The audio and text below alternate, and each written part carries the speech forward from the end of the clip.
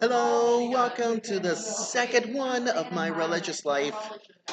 And we just did my religious life video blog one at UNL's Peter Kiewit Institute, and it's gonna be cool. Now we're gonna do this second one at Zozo Coffee House. So which one is better? I'll tell you which one is better.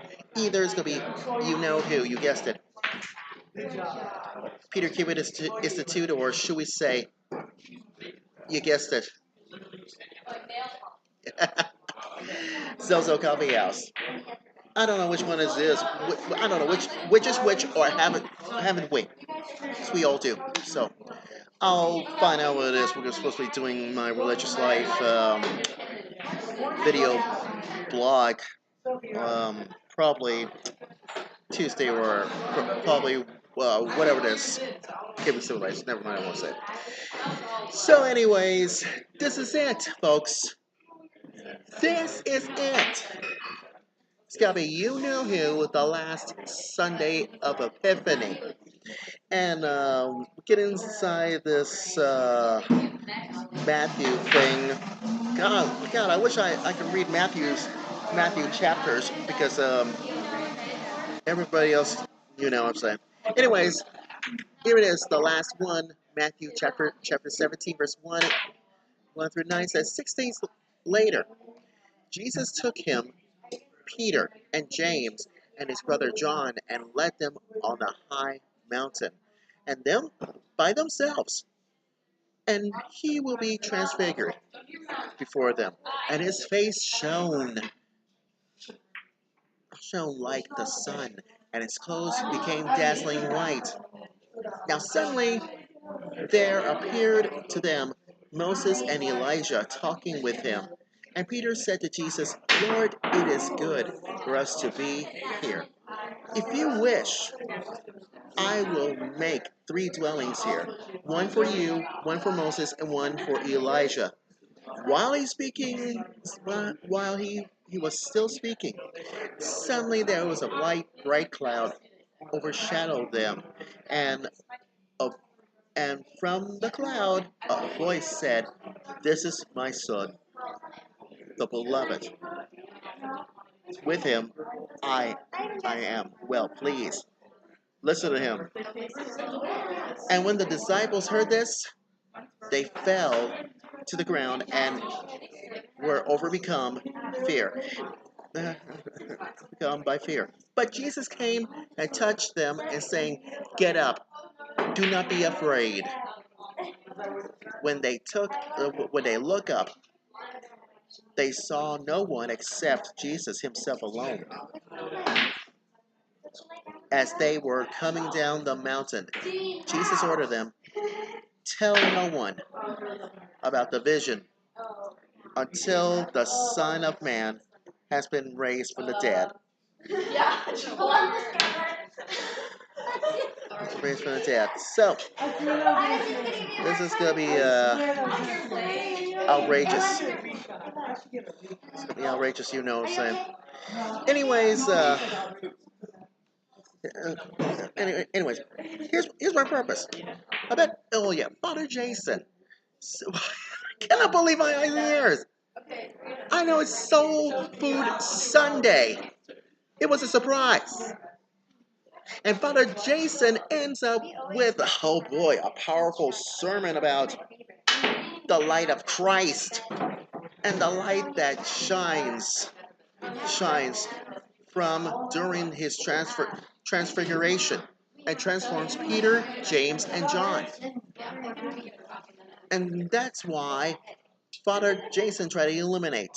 Oh my goodness. Oh boy.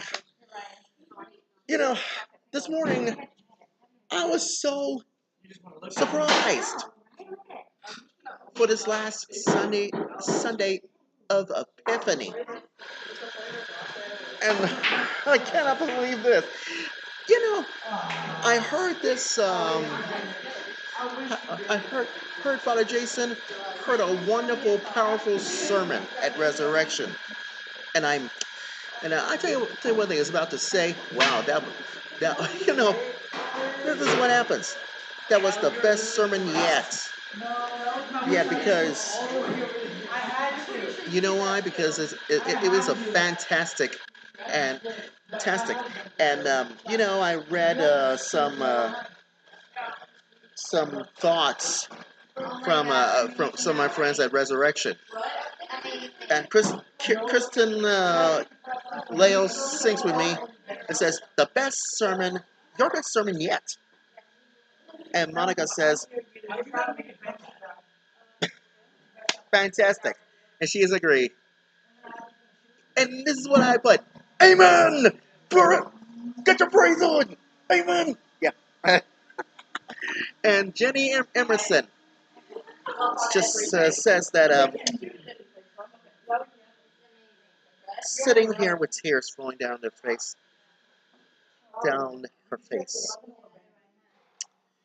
and you know why? Because at the end, because there, because you can carry the light with them down the mountain, and at the end of this experience, and Jesus says, "Get up and do not be afraid." Afraid. Here's your worst nightmare, or should I say, here's your. It's not the worst nightmare. Not anymore. Because on this Bible verse of Matthew says that here are we have here three stories. Here the story of Christ's figuration. Hee-Haw says that but guess what? It will be the Son of Man should shortly come in his kingdom. Which I'll tell you one thing, which is the promise of these three evangelists. Industriously, industriously connected this story. Yeah, you guessed it. This story. Yeah, you guessed it. And here's why. Story. Here's why. Take for instance, what if Christ's transfiguration extended to this one? Extend it to this specimism. This specimen. And you know why? Because the specimen, an earnest of Christ, kingdom of Christ, and the light, and that is of a light and love of His. And therein, you guessed it. Therein, you guessed it. Appears to His select and sanctify this.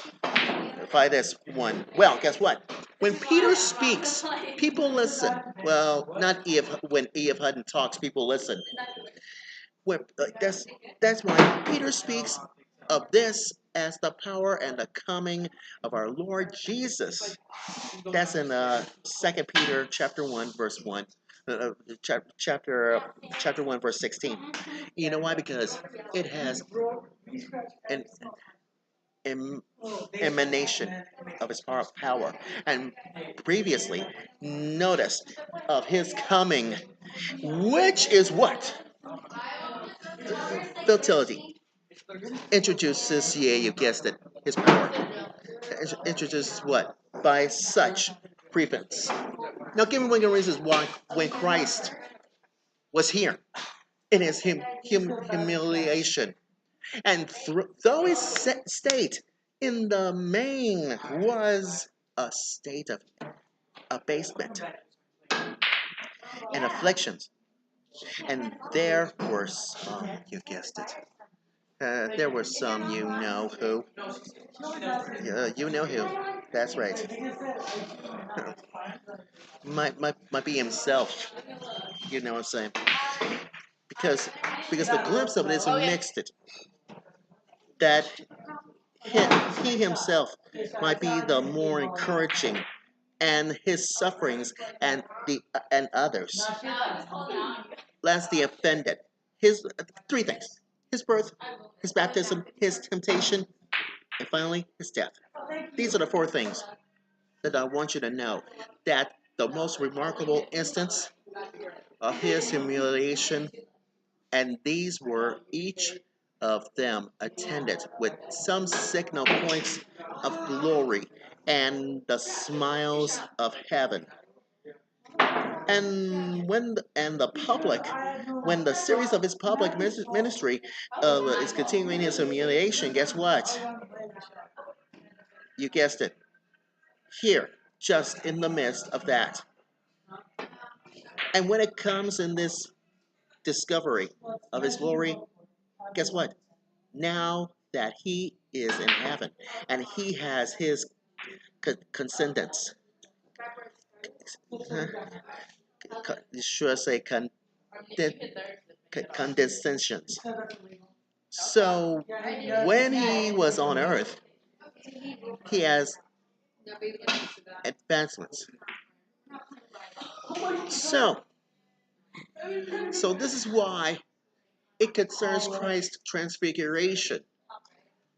You know why? Because ever you know the time. 6 days after you guessed it, he had the solemn conference with his disciples. And what is the place? Yes, the high mountain apart. Oh my God, I cannot see. What? Well, you had to see it. Use your eyes. You see the view, the mountain. See the view, the mountain. You guessed it. Because Christ chose a mountain. What about the witness he took? Witness of it? Yeah, guess what? He took with him Peter, James, and John. And you know why? Because his pays to be nice to people, whatever it is. So, who knows? Yes. So, there are two things you ought to know about this one. His face did shine as the sun, and his raiment is, white as the light. As the lights, and that's the main thing about this one. But who knows? So, I just trying to. I'm not making this up. I'm just trying to tell you like it is. Because when it comes down to this, about the highest mountain and what kind of, you guessed it, the light of the world. Because there was a cloud up in the sky. There's a silver cloud with a. There's no. Yeah, whatever. There is a cloud in the Old Testament. A cloud with a visible token of God's presence. And I hear the voice of God says, "Do not get up and do not be afraid." Afraid. And I came out from the cloud. So who knows about this Christ transfiguration? Figuration. The moral of my religious life story is this: that Father Jason has done a wonderful job. A wonderful job doing a powerful sermon. I wrote this on Facebook's Church of the Resurrection Facebook page, and I did, four things. Four things. One is gotta be, you know who, you guessed it, Michelle, and the other one is Father Jason. He does a wonderful job. He does a powerful sermon. I cannot believe my eyes and ears. You guessed it. Jody and the kids are done a wonderful job singing. And last but certainly not the least is us. LH Music. LH Music. Uh, LH Music, Father Jason, Nola. Nola, by the way, Nola's feeling better now. And I'm so surprising about this one, so you just have to trust me about that. And the rest of my choir members at Resurrection done a wonderful job singing. And I'm so proud of it. So the end of it, that's the end of this epiphany, the last one. Well, what comes next? Yeah, you guessed it, Ash Wednesday. Don't worry, I'll figure it out on my religious life. You know what I'm saying. Well, enough of that. I'm surprised. And that in mind, that's my religious life, and I'm sticking to it completely.